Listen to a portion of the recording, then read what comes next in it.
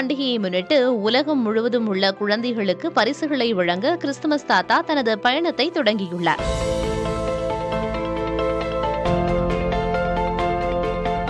தனது அதிகாரப்பூர்வ கிராமமான பின்லாந்தின் ரோவனீமியிலிருந்து கிறிஸ்துமஸ் தாத்தா தனது பனிச்சறுக்கு வண்டியில் புறப்படும் காட்சிகள் வெளியாகியுள்ளன.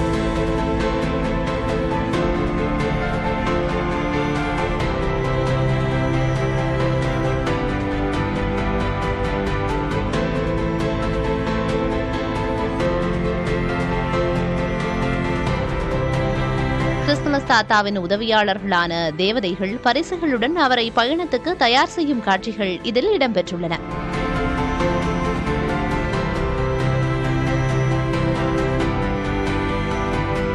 பல்லாயிரக்கணக்கான சுற்றுலா பயணிகள் பின்லாந்தில் உள்ள இந்த கிராமத்தில் குவிந்துள்ளனர்.